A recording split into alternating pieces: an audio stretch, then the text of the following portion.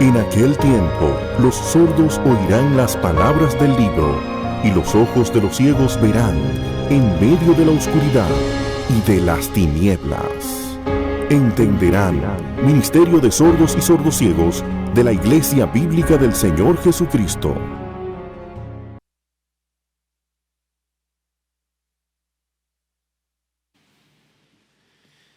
Vivimos por fe en las promesas de nuestro Dios. El mundo parece estar desmoronándose a nuestro alrededor y ciertamente hay mucha aflicción, aún en medio nuestro, pero eso no anula las promesas de Dios. Vamos a orar una vez más, vamos a pedir al Señor su bendición mientras exponemos su palabra en esta mañana. Padre, de nuevo queremos acudir a ti, porque como oraba Miguel al principio, nosotros conocemos nuestras flaquezas, nuestras debilidades, aún, Señor, nuestros propios pecados. Y queremos suplicarte, Padre, que tu Espíritu Santo venga a través de tu palabra. Y de manera muy particular y especial, sabemos, Señor, que entre tus hijos aquí puede que haya algunos que estén cansados de correr la carrera, puede que haya algunos que estén desanimados, puede que haya algunos que han perdido su primer amor. Y nosotros queremos suplicarte, Señor, que tú los despiertes en esta mañana. Anímanos, repréndenos, redargúyenos, exhórtanos, enséñanos. Y sobre todas las cosas, oh Padre, que al salir de este lugar podamos ver más claramente la hermosura de nuestro Salvador y que vale la pena vivir por Él, sufrir por Él y aún morir por Él. Ayúdanos, porque te lo pedimos en su precioso nombre. Amén. Hace unos años, creo que en el año 2016, en el sureste de Francia, en una ciudad llamada Toulouse, los propietarios de una vivienda estaban tratando de descubrir un problema que tenían de fuga de agua. Así que llegaron al ático de la casa, derribaron la puerta porque no tenían la llave, y en el ático descubrieron un lienzo, descubrieron un cuadro que estaba lleno de polvo y lleno de mugre, pero que a pesar de eso se había conservado en buen estado. Cuando limpiaron el cuadro y los expertos en arte examinaron el cuadro, llegaron a la conclusión de que se trataba de una pintura de Caravaggio. Caravaggio fue un pintor italiano de finales del siglo XVI, principios del siglo XVII, de manera que la obra ha sido valorada en 120 millones de euros. A cualquiera le gustaría, ¿verdad?, esa sorpresa. No se pongan a buscar en sus casas, dudo mucho que encuentren nada. 120 millones de euros. Mis hermanos, a veces nosotros tenemos delante de nuestros ojos una joya que no apreciamos en su justo valor. Y puede ser que algunos tengan ese problema al examinar el pasaje que vamos a estudiar en la mañana de hoy, continuando con nuestra serie de sermones expositivos en la carta del apóstol Pablo a los romanos. Yo le pido por favor que vayan conmigo a Romanos capítulo 15. Por un poco más de 2 años hemos estado estudiando esta carta versículo a versículo, y luego de haber considerado algunas de las porciones más sorprendentes que encontramos en el Nuevo Testamento sobre el Evangelio y sus implicaciones, o como dice un comentarista, luego de los extraordinarios y sorprendentes fuegos artificiales que hemos visto en los primeros capítulos de la carta, nosotros llegamos a esta porción casi al final, donde nos encontramos con una parte, con un pasaje que de primera impresión puede parecernos un simple itinerario de viajes, pero que debajo de la superficie esconde un tesoro de incalculable valor espiritual. Romanos capítulo 15, versículo 22. Por esta razón muchas veces me he visto impedido de ir a vosotros, pero ahora, no quedando ya más lugares para mí en estas regiones, y puesto que por muchos años he tenido un gran deseo de ir a vosotros, cuando vaya a España iré a vosotros, porque espero veros al pasar y que me ayudéis a continuar hacia allá, es decir, hacia España, después de que haya disfrutado un poco de vuestra compañía. Pero ahora voy a Jerusalén para el servicio de los santos, pues Macedonia y Acaya han tenido a bien hacer una colecta para los pobres de entre los santos que están en Jerusalén. Sí, tuvieron a bien hacerlo y a la verdad que están en deuda con ellos, porque si los gentiles han participado de sus bienes espirituales, también están obligados a servir a los santos en los bienes materiales. Así que cuando haya cumplido esto y les haya entregado esta ofrenda, iré a España llegando de paso a vosotros. Y sé que cuando vaya a vosotros, iré en la plenitud de la bendición de Jesucristo. Pablo está compartiendo aquí su itinerario de viaje con estos creyentes en Roma para que puedan participar de alguna manera con su proyecto misionero de llegar hasta España, que era el borde occidental de las fronteras del Imperio Romano. Eso es básicamente lo que nosotros tenemos aquí. Pero si miramos el pasaje con más detenimiento, nos vamos a dar cuenta que contiene mucho más de lo que se puede ver en la superficie. Mis hermanos, lo que yo quiero probar en esta mañana es que Pablo está compartiendo este itinerario de viaje inspirado por el Espíritu Santo en esta carta para beneficio y bendición de la iglesia de Jesucristo en todas las épocas y en todo lugar.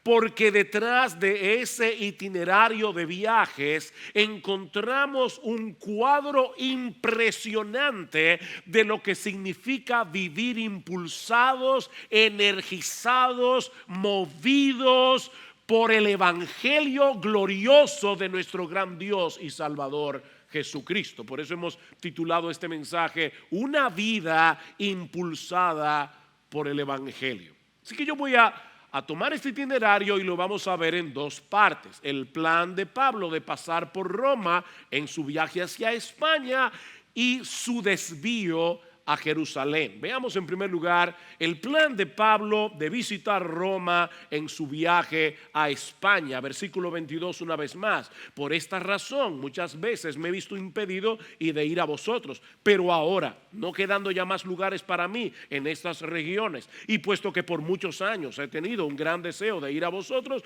cuando vaya a España iré a vosotros. Si ustedes recuerdan el capítulo 1 de su carta a los Romanos, se van a dar cuenta que Pablo concluye su carta de la misma manera como empezó, manifestando su deseo de ir a Roma. Dice en Romanos en el capítulo 1, versículo 11, y no quiero que ignoréis, hermanos, que con frecuencia he hecho planes para ir a visitaros y hasta ahora me he visto impedido, a fin de obtener algún fruto también entre vosotros, así como entre los demás gentiles. Pablo dice, yo he hecho planes, cuando todo estaba prácticamente listo, me he visto impedido de ir a vosotros. Ahora, ¿qué era lo que había impedido esta visita tan anhelada del apóstol Pablo? El capítulo 1 deja la respuesta en suspenso hasta que llegamos al capítulo 15.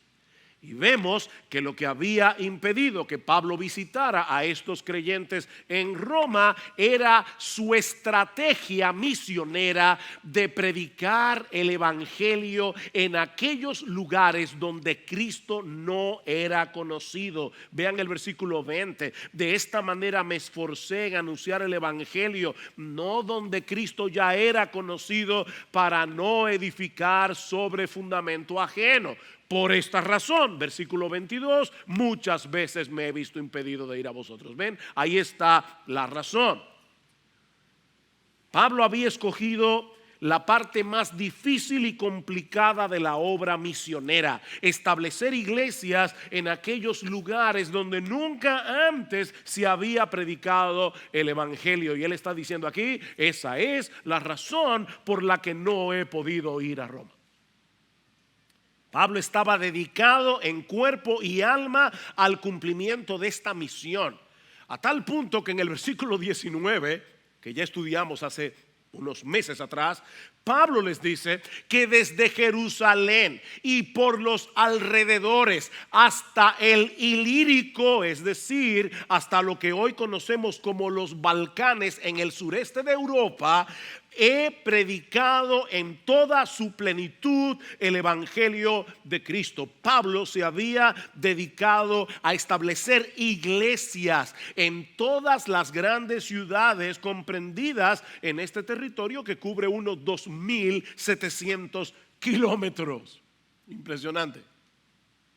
Esa era su estrategia misionera: establecer iglesias en ciudades como Éfeso, Corinto, Tesalónica, Filipos, para que desde esas iglesias en ciudades grandes se expandiera el evangelio a las aldeas y ciudades menos populosas. Pablo tenía una estrategia misionera. Ahora, como en Roma ya había una iglesia establecida, Pablo había tomado la decisión de postergar su viaje hasta sembrar de iglesias toda esa región en la zona del Mediterráneo. Y lo que él está diciendo aquí es que una vez concluida esa parte de su empresa misionera, ahora Pablo estaba listo a irse hasta el borde de la frontera occidental del Imperio Romano. Pablo quiere llegar a España y le está diciendo a estos hermanos: de paso voy a ir a vosotros. Versículo 23, pero ahora, no quedando ya más lugares para mí en estas regiones, y puesto que por muchos años he tenido un gran deseo de ir a vosotros, cuando vaya a España iré a vosotros. Versículo 28, así que cuando haya cumplido esto y les haya entregado esta ofrenda, iré a España, llegando de paso a veros. Debo aclarar que cuando Pablo dice en el versículo 23 que ya no le quedaban más lugares donde predicar, Pablo no está diciendo que él había predicado el evangelio a todos y cada uno de los inconversos que vivían en esa zona. Lo que él quiere decir es que él había llevado a cabo lo que se había propuesto: fundar iglesias en las grandes ciudades, en las ciudades estratégicas comprendidas en esa región. Ahora, cualquiera diría que Pablo ya había hecho suficiente y que podía retirarse a descansar. Pero él quiere llevar el evangelio mucho más lejos, hasta la península ibérica. En otras palabras, Pablo tiene la intención, como hemos dicho ya, de llegar casi hasta la frontera del Imperio Romano, movido únicamente por su deseo, por su anhelo, por su ambición de llevar el evangelio a donde Cristo no haya sido predicado. Ahora, mis hermanos, ¿saben qué edad tenía Pablo cuando escribió su carta a los romanos? Probablemente 53, 54 años de edad.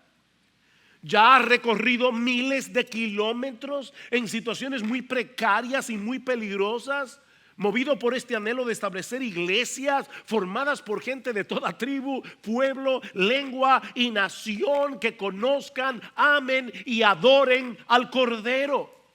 Ese era el motor que mantenía en movimiento la vida de Pablo y que lo llevó a salir de su zona de comodidad, de su zona de seguridad, con tal de dar de gracia lo que él había recibido de gracia.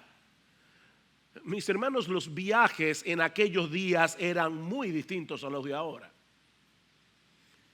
En el capítulo 11 de su segunda carta a los Corintios, Pablo resume todo lo que implicaba estos viajes frecuentes con una sola palabra: peligro. Peligro. Segunda Corintios 11, peligros de ríos, peligros de salteadores, peligros de mis compatriotas, peligros de los gentiles, peligros en la ciudad, peligros en el desierto, peligros en el mar, peligros entre falsos hermanos, en trabajos y fatigas, en muchas noches de desvelos, en hambre y sed, a menudo sin comida, en frío y desnudez. Esa no es la descripción de lo que muchos considerarían en el día de hoy un trabajo ideal. Pero Pablo tenía una pasión que lo dominaba y que no le permitió desistir de su empeño hasta el día de su muerte: proclamar la gloria de nuestro Salvador para la salvación de los perdidos y la edificación de su iglesia. Pablo mismo iba a decirle a Timoteo, 2 Timoteo 2:10, yo todo lo soporto por amor a los escogidos. Todo lo soporto. Este anhelo era como una fuerza irresistible que lo impulsaba a seguir adelante predicando el evangelio. Y aclaro, no para ganarse el favor de Dios. Pablo no era un legalista. No era para ganarse el favor de Dios. Señor, mira todo lo que estoy haciendo por ti. No, sino porque él sabía que había sido inmensamente favorecido por él de pura gracia. Ese era el combustible que mantenía en movimiento su labor misionera. Como escribe él mismo en el capítulo 1 de la carta a los Romanos: a griegos y a no griegos, a sabios y a no sabios, yo soy deudor. Pablo, ¿por qué tanto esfuerzo? Porque yo soy un deudor. Pablo se veía a sí mismo como un deudor que quería pagar sus cuentas. Ahora, noten, hermanos, que Pablo no dice en el versículo 14 que él se veía a sí mismo como un deudor de Dios. No, Pablo no era un deudor de Dios. No, a griegos y a no griegos, a sabios y a no sabios soy deudor. La gracia es un don que Dios nos da gratuitamente. Pero como bien ha dicho alguien, la gracia no nos hace deudores de Dios, sino de todos aquellos que necesitan la misma gracia que nosotros. Mira, mi hermano, cuando tú te ves a ti mismo como un miserable pecador que solo mereces la condenación del infierno, y llegas a entender que Dios te miró con ojos de misericordia y que tuvo compasión de ti al precio de la vida de su Hijo, ¿no debería eso moverte a dar de gracia lo que tú recibiste de gracia? ¿O acaso tú piensas que los otros pecadores no califican para recibir la misma gracia que tú? Es increíble cómo nosotros salimos de un mundo pecador y muchas veces nos sentimos mejores que los inconversos. Nos sentimos orgullosos de lo que somos ahora como cristianos, como si nosotros hubiéramos nacido así toda la vida. Es por gracia, mi hermano, nadie califica. Nadie califica. Mira, mi hermano, si tú te sientes ahora superior a los demás o te guardas esa gracia para ti, sabiendo que hay muchos otros tan necesitados de esa gracia como lo estabas tú cuando estabas perdido en tus delitos y pecados, nosotros tendríamos razones para poner en dudas el hecho de que tú hayas conocido realmente una gracia tan extraordinaria. De manera que es una especie de deuda moral. Pero es mucho más que eso. Es mucho más que una deuda moral. Mis hermanos, la gracia de Cristo nos hace deudores, pero no con una deuda de imposición legalista, sino con una deuda de asombro, de gozo y de gratitud.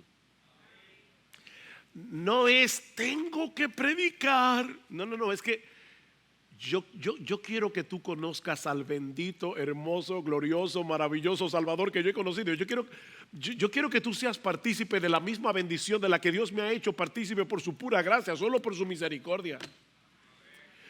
Tal vez sea por eso que Pablo no se veía a sí mismo como un super cristiano que estaba haciendo cosas super heroicas para el Señor. No.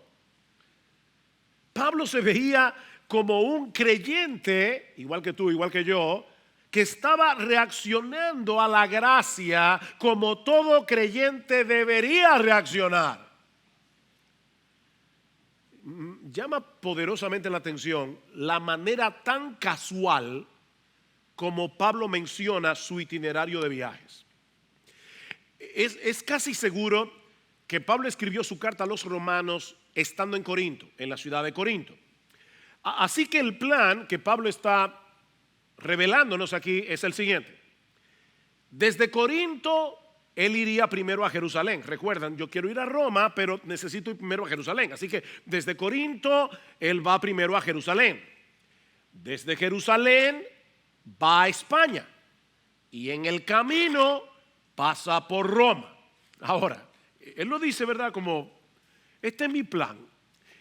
Miren, mis hermanos, si Pablo hubiera hecho esos 3 viajes en barco, el primer tramo, Corinto-Jerusalén, habrían sido unos 1,290 kilómetros, es decir, la distancia que hay entre Santo Domingo y Miami.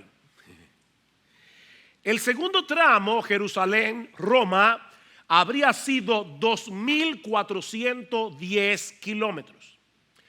Y el tercer tramo, Roma-España, habrían sido unos 1,125 kilómetros, un total de 4,830 kilómetros. Y si alguno de esos tramos hubiera sido por tierra, entonces la distancia habría sido muchísimo mayor.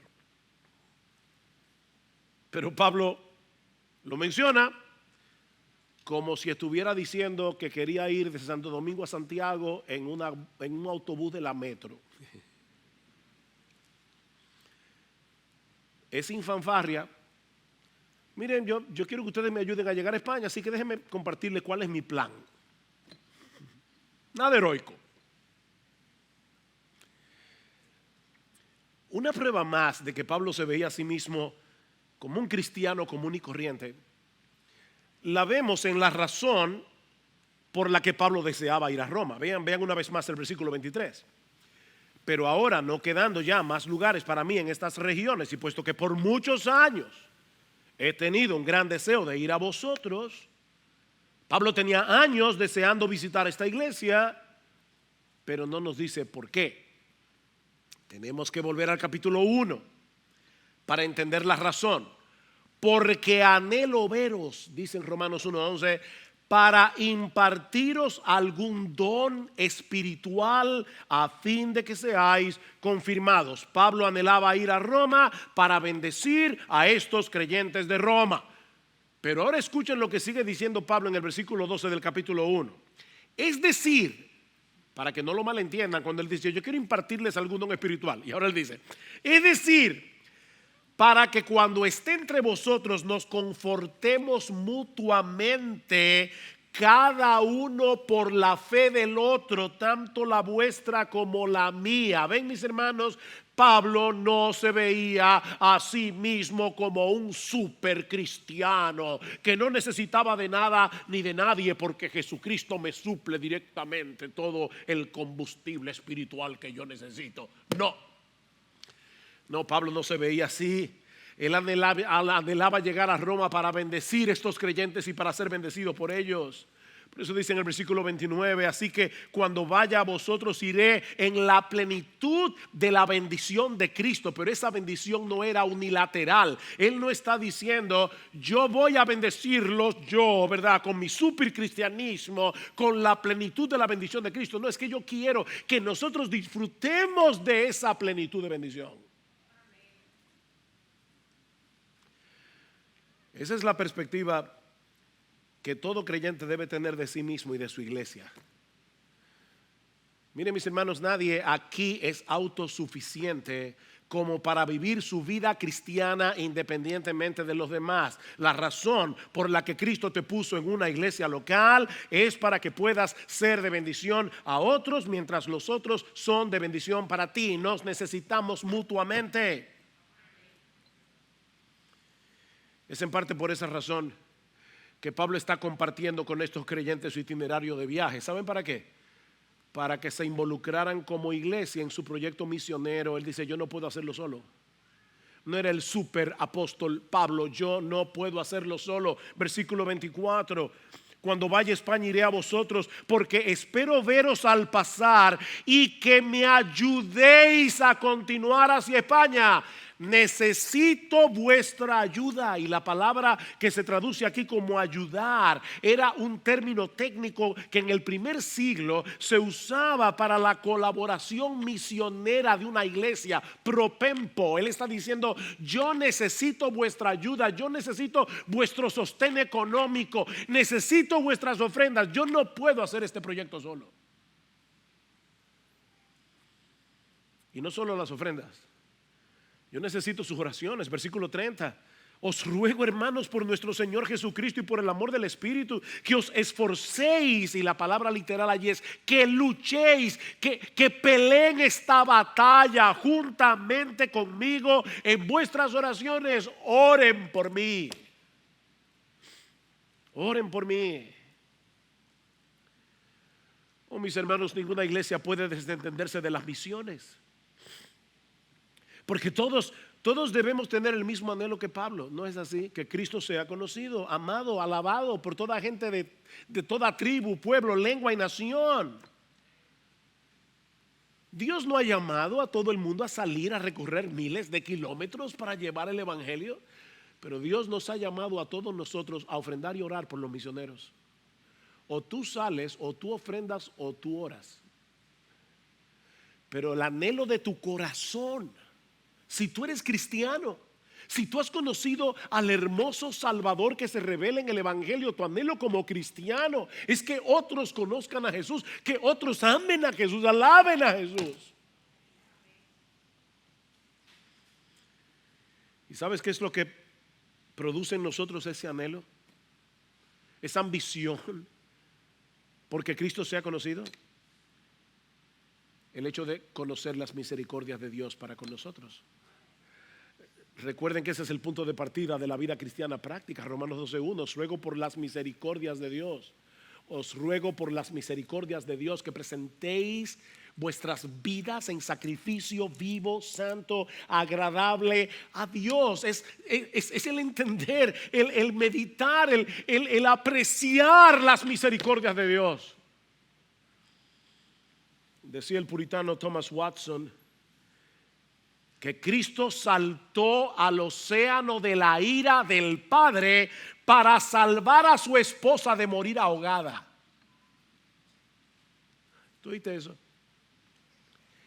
Cristo voluntariamente se hizo hombre para sumergirse en el océano de la ira de su Padre para salvar a su esposa, de la que tú y yo pertenecemos, de morir ahogada. Mi hermano, ¿qué tan a menudo tú te visualizas con asombro siendo parte de esa esposa que Cristo rescató? ¿Qué tanto te asombra todavía el amor de Cristo?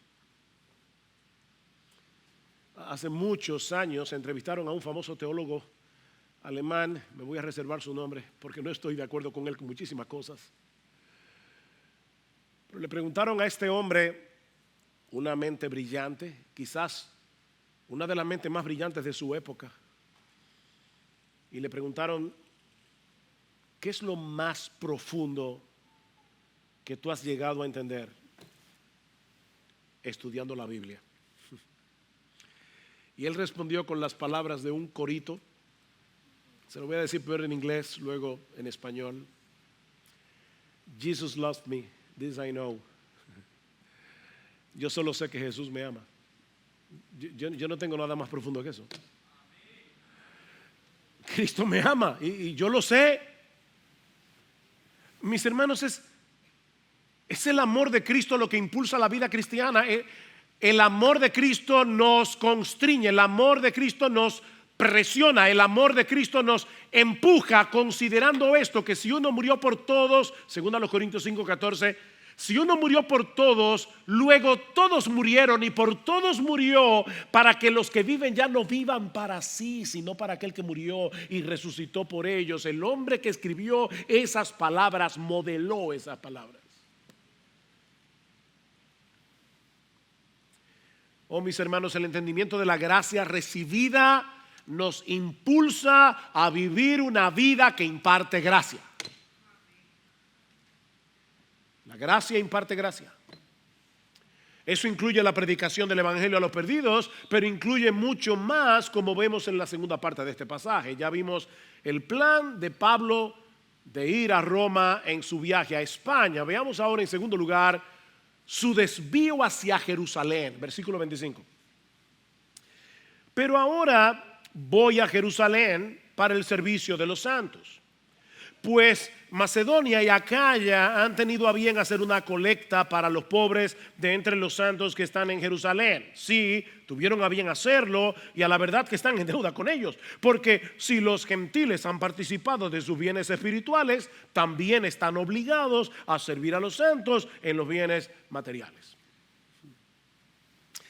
Si tomas un mapa del Mediterráneo, te vas a dar cuenta que el itinerario de viajes que Pablo está planteando aquí es bien raro, bien raro. Recuerden que muy probablemente Pablo estaba en Corinto, la ciudad de Corinto, en Grecia, cuando escribe esta carta. Ya les había dicho, déjenme ver cómo se lo coloco, pero Grecia, Israel, España y Roma en medio. Ok, él dice, estoy aquí en Corinto, yo quiero ir a España y de paso voy a veros. Pero hay un problemita, yo necesito primero ir a Jerusalén, al otro extremo, un desvío raro. En otras palabras, Pablo les está diciendo, yo quiero tengo años acariciando el deseo de ir a ustedes, quiero ir a España a predicar el evangelio, pero necesito hacer un pequeño desvío de 1290 kilómetros. Si fuera en barco, si fuera a tierra, unos 5000, pequeño desvío. Y todo eso para llevar una ofrenda. Excúsame, Pablo, pero mira, lo que tú haces predicando el evangelio nadie lo puede hacer, pero enviar la ofrenda, envíasela con cualquiera. Si Pablo estaba tan interesado en la expansión del evangelio, ¿por qué mete a Jerusalén en su agenda? Y en el libro de los Hechos vemos que ya camino a Jerusalén se le aparecen profetas. Ágabo le dice, si llega a Jerusalén te van a meter preso, y él sigue. Pero es que si te meten preso no vas a llegar a España. O sea, ven lo ilógico, ¿verdad?, que parece todo esto. ¿Por qué Pablo mete a Jerusalén en su agenda? Bueno, antes de responder esa pregunta, es necesario que veamos primero cómo veía Pablo esa ofrenda, porque hay algo en la naturaleza de la ofrenda que si nosotros no lo vemos no vamos a entender a Pablo. Pablo dice en el versículo 26 que los creyentes de Macedonia y Acaya, en la región de Grecia, en su mayoría gentiles, han tenido a bien, les ha agradado hacer una colecta para los santos para los pobres, de entre los santos que están en Jerusalén. Y vuelve y repite la misma idea en el versículo 27. Sí, tuvieron a bien hacerlo. La razón por la que yo le pedí a los pastores que abrieran el culto con la lectura de 2 Corintios 8, que tal vez algunos dijeron, ¿por qué estamos leyendo 2 Corintios 8 si lo vamos a predicar de Romanos? Porque yo quería que ustedes vieran lo que Pablo dice de esa ofrenda, que de paso Pablo dedica 2 capítulos en su segunda carta a los Corintios para hablar de esta ofrenda. Y uno dice, ¿por qué esto era tan importante? En el pasaje que leímos, que Miguel leyó al principio, en 2 Corintios 8, Pablo está usando el ejemplo de los macedonios para animar a los creyentes de Acaya, donde está Corinto, para que ellos también se involucren en la colecta. Y él les dice, Ahora, hermanos, os damos a conocer la gracia que ha sido dada en las iglesias de Macedonia, pues en medio de una gran prueba de aflicción abundó su gozo y su profunda pobreza sobreabundó en la riqueza de su liberalidad, porque yo testifico que según sus posibilidades y aún más allá de sus posibilidades, dieron de su propia voluntad, voluntariamente, suplicándonos con muchos ruegos el privilegio de participar en el sostenimiento de los santos. ¿Qué fue lo que movió a estos creyentes de Macedonia a dar para los pobres en Jerusalén, a pesar de que ellos mismos estaban en tan gran necesidad? Pablo responde en el versículo 1, la gracia de Dios. La gracia de Dios. Ahora, hermanos, os damos a conocer la gracia de Dios que ha sido dada en las iglesias de Macedonia. Es la gracia de Dios actuando en los macedonios lo que produce esta generosidad. Estos hermanos habían entendido las implicaciones del evangelio, que si habían sido tan súper generosamente bendecidos por la gracia de Dios, ahora ellos debían reaccionar a esa gracia bendiciendo a otros. Pero Pablo nos dice algo más en el pasaje de Romanos. Vean el versículo 27. Sí, tuvieron a bien hacerlo, y a la verdad que están en deuda con ellos, porque si los gentiles han participado de sus bienes espirituales, también están obligados a servir a los santos en los bienes materiales. Estos creyentes gentiles también llegaron a entender la deuda moral otra vez que ellos tenían con estos creyentes judíos, ya que el evangelio les había llegado por medio de ellos.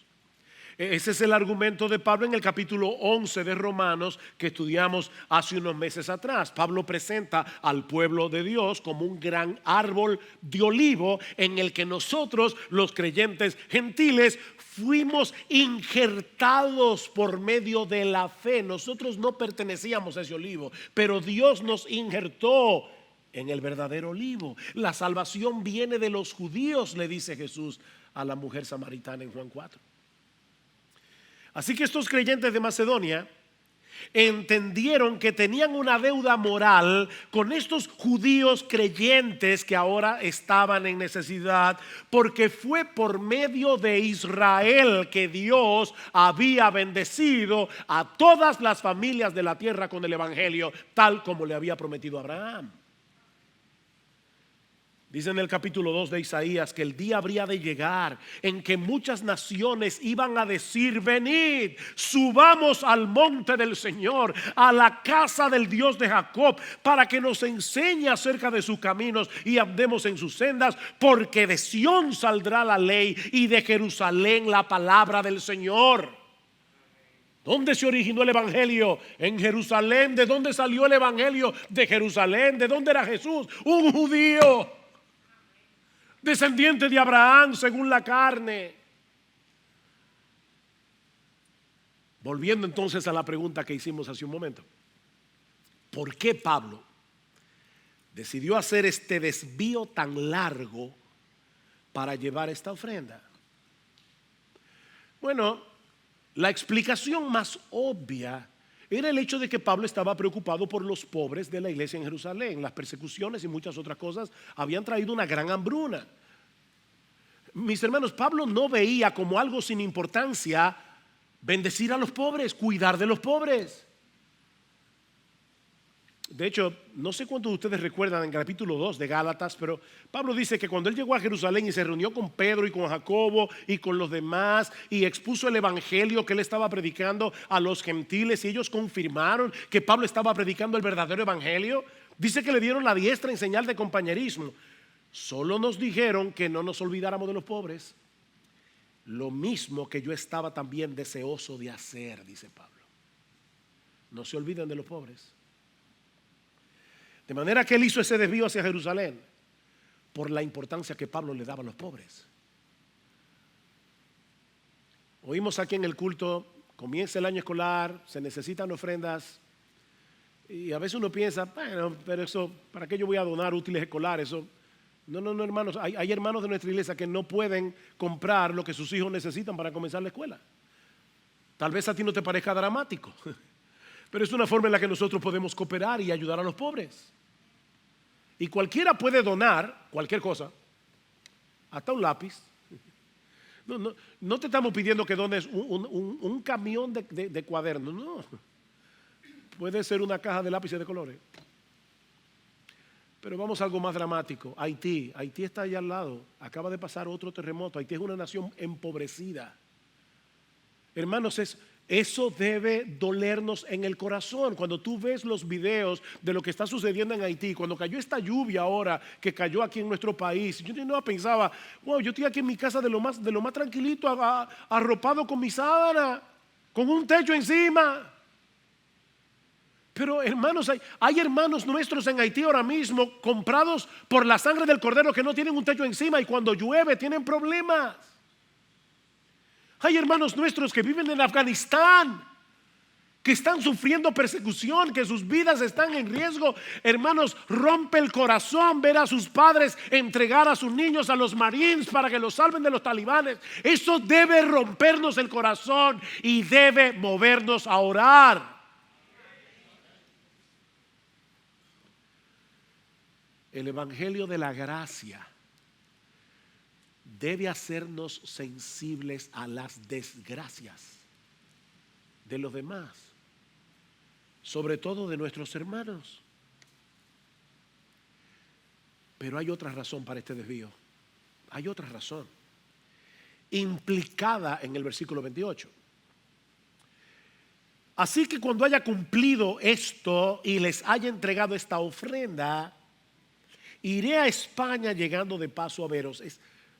Hay un problemita aquí, la traducción de este pasaje no es nada fácil, pero lo que Pablo está diciendo literalmente es algo como esto: cuando haya cumplido esta tarea y les haya sellado este fruto, eso es lo que el texto dice literalmente, les haya sellado este fruto, iré de paso a veros cuando vaya hacia España. Cuando haya sellado este fruto. Los sellos eran usados en la antigüedad como una afirmación oficial de autenticidad. Una cosa sellada era auténtica. Esta ofrenda era un fruto, como Pablo lo menciona aquí, que autenticaba la conversión de estos gentiles al Mesías de Israel, algo que aparentemente muchos judíos creyentes de Jerusalén ponían en dudas, tenían dificultades de admitir. Para nosotros es muy difícil entender la dinámica que jugó el evangelio al producir iglesias donde habían creyentes judíos y gentiles adorando juntos al Dios de Israel. Para nosotros eso es tan común en el día de hoy. En el primer siglo, para algunos judíos, eso era inadmisible. John MacArthur, comentando acerca de este texto, dice: durante este periodo todavía existía una animosidad y desconfianza considerables entre creyentes judíos y gentiles. La ofrenda proveniente de las iglesias básicamente gentiles de Macedonia y Acaya, que en su mayor parte también eran pobres, fue un poderoso gesto de amor y reconciliación para los empobrecidos santos que están en Jerusalén.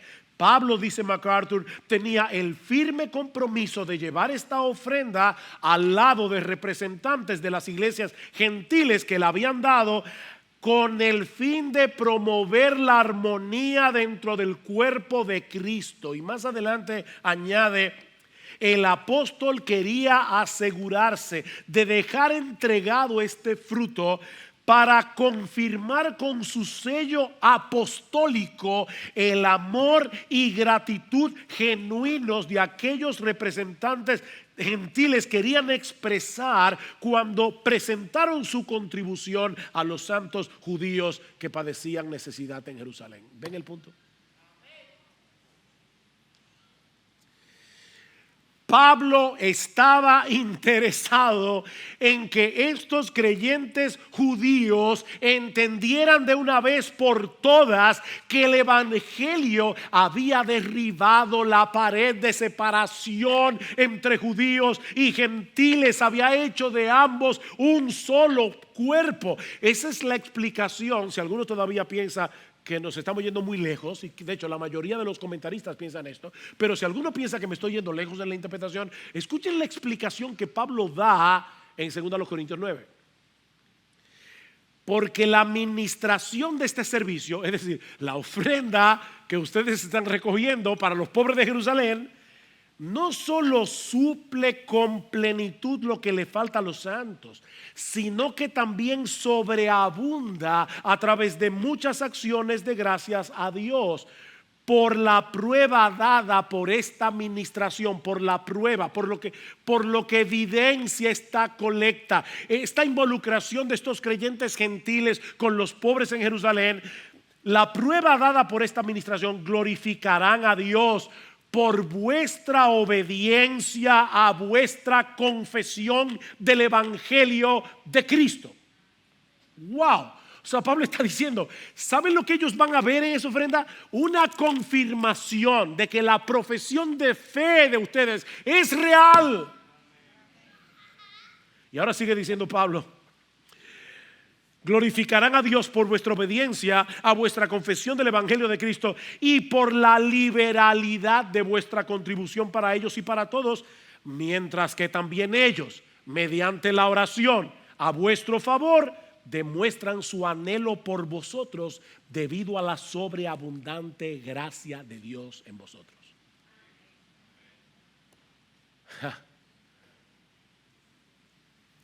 ¿Qué visión tenía Pablo? Estos judíos creyentes de Jerusalén verían en esta ofrenda una clara evidencia de la obediencia de estos gentiles a su confesión de fe del evangelio, lo que los llevaría a glorificar a Dios por la obra de salvación en ellos y ahora comenzar a orar por ellos como hermanos en Cristo. ¿Se dan cuenta? Esta ofrenda era mucho más que una ofrenda. Pablo quería así aliviar las necesidades de los pobres en Jerusalén, pero también estaba interesado en la unidad de la iglesia. Esta ofrenda era un fruto, como dice Pablo, que autenticaba la fe de estos gentiles en el evangelio. Mis hermanos, la generosidad con la que ofrendamos para las necesidades de otros es una evidencia de que de verdad hemos creído en Jesús. Estos creyentes le rogaban a Pablo y Pablo probablemente le decía, pero es que ustedes están en necesidad. No, Pablo, por favor, Pablo, nosotros queremos ofrendar.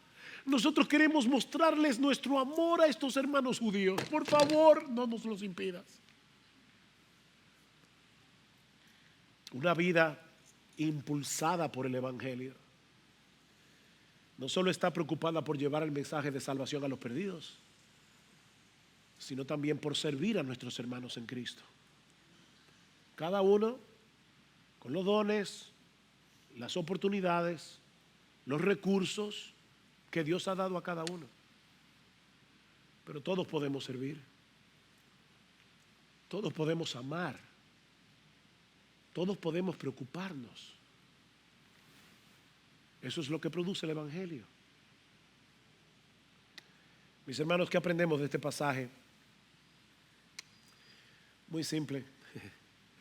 Que nuestra fructificación, nuestro crecimiento, nuestra santificación es directamente proporcional al sentido de asombro, al sentido de gratitud, al gozo de saber que fuimos salvados solo por gracia, solo por Cristo, solo por medio de la fe.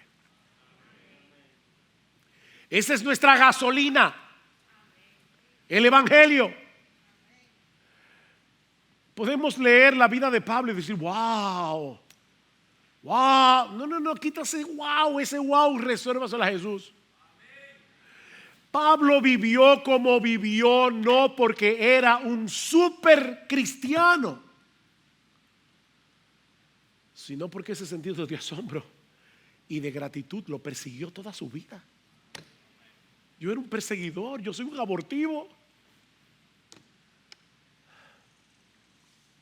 Eso fue lo que lo movió a recorrer miles de kilómetros por mar y tierra para llevar el Evangelio donde Cristo no era conocido. Eso fue lo que lo movió a este pequeño desvío hacia Jerusalén para llevar esta ofrenda. Lo mismo que movió a esos creyentes gentiles a dar de sus bienes en medio de su profunda pobreza para aliviar las necesidades económicas de sus hermanos judíos. Fue el Evangelio, todo el tiempo el Evangelio, el Evangelio, el Evangelio. Vidas impulsadas por el Evangelio. Mis hermanos, es el Evangelio lo que mantiene en movimiento la vida cristiana, es el Evangelio. Eso es lo que nos lleva a salir de nuestra zona de comodidad, a nuestra zona de seguridad, para dar de gracia lo que nosotros hemos recibido de gracia. Dios sabe que mi propósito en esta mañana no es aplastarlos con el ejemplo de Pablo y de los macedonios. Miren lo que ellos hicieron por amor a Cristo, arrepiéntete por lo poco que estás haciendo tú. No, Dios sabe que no. No, mi propósito es que volvamos a considerar la extravagante generosidad, bondad, misericordia, gracia de Dios para con nosotros los creyentes, de modo que podamos ser impulsados por el Evangelio a levantarnos cada mañana con el propósito de mostrar de alguna manera, grande o pequeña, que nosotros somos recipientes de las misericordias de Dios. Te levantas por la mañana, el Evangelio, el Evangelio, el Evangelio. Oh Señor, ¿cómo yo puedo hoy mostrar que soy un recipiente de tu gracia? ¿Cómo? A mi esposa que está al lado mío no tiene que recorrer 1290 kilómetros. La mujer tuya duerme contigo. Señor, ¿cómo yo puedo mostrarle tu gracia hoy a mi esposa? ¿Cómo yo puedo mostrarle tu gracia a mis hijos? Hijos, ¿cómo yo puedo mostrarle tu gracia a mis padres? Ustedes también necesitan mostrar la gracia a sus padres, a mis vecinos, a mis hermanos de la iglesia. Señor, lo que hay en la lista de oración, ¿cómo yo puedo mostrar tu gracia hoy?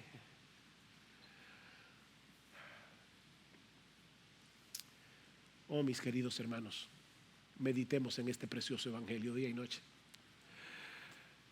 Oh, que el Señor nos dé una fresca visión del Evangelio de la gloria de Jesús, como si nos estuviéramos enterando ahora mismo de lo mismo que escuchamos quizás hace años atrás, pero que ya lo damos por sentado. No, nunca des por sentado el Evangelio. Nunca des por sentado el Evangelio. Es el amor de Cristo lo que nos constriñe, lo que nos mueve.